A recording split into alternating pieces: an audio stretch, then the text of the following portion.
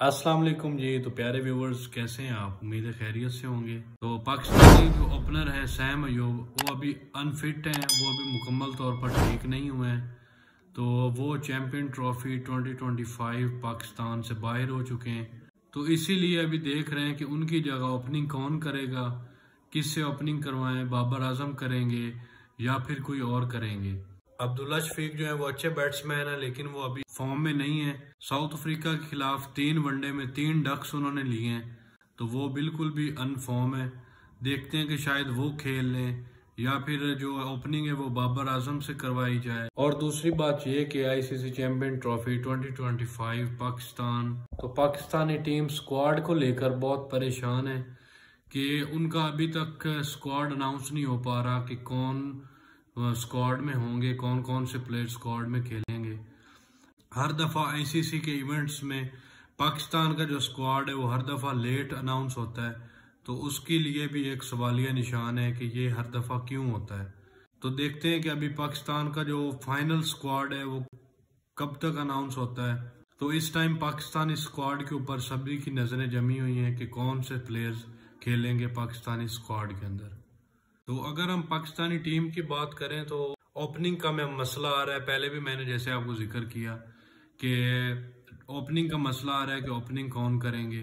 और एक जो सबसे मेजर मसला मेरे ख्याल से वो है मिडल ऑर्डर। तो उसके लिए अभी काफ़ी चेंजिंग्स जो हैं वो की जा रही हैं। काफ़ी प्लेयर्स के नाम आ रहे हैं, जिसमें खुशदिल शाह भी कह रहे हैं कि वो भी खेलेंगे, स्क्वाड का हिस्सा बनेंगे, और साउथ शकील भी होंगे।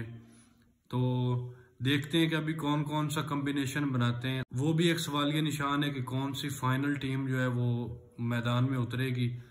तो उसके लिए भी अभी काफ़ी जो है वो चेंजिंग्स की जा रही हैं, तज्जिए हो रहे हैं कि कौन कौन से प्लेयर जो हैं वो फाइनल टीम के अंदर खेलेंगे।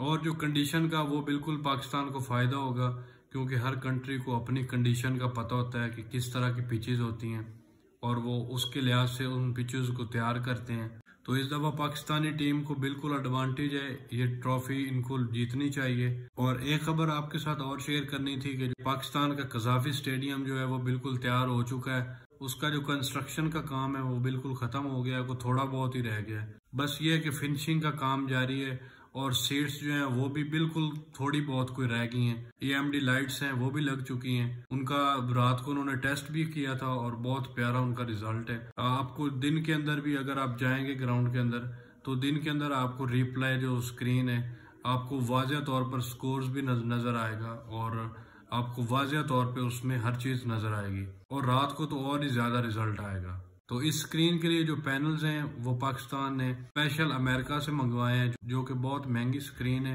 अपने शायकीन के लिए ये पाकिस्तान के इक़दामात हैं, बहुत ही अच्छा काम हो रहा है। स्टेडियम के आसपास रोड्स जो हैं वो भी बिल्कुल नए बन रहे हैं, सफाई सुथराई का काम हो रहा है। तो ये 30 जनवरी तक मुकम्मल तौर पर जो है स्टेडियम हमारा तैयार हो जाएगा इंशाल्लाह। तो ये कुछ अपडेट्स थी जो मैंने आपके साथ शेयर की। तो आईसीसी चैंपियन ट्रॉफी के बारे में जितनी भी मालूमात होगी वो मैं आपके साथ शेयर करता रहूंगा। तो आप बनिए रहिए इसी चैनल के ऊपर। Keep watching Bilal Shah Khagga YouTube channel. तो अपना बहुत सारा ख्याल रखिएगा, दुआओं में याद रखिएगा। तो हम इंशाल्लाह किसी नई वीडियो के साथ हाजिर होते हैं।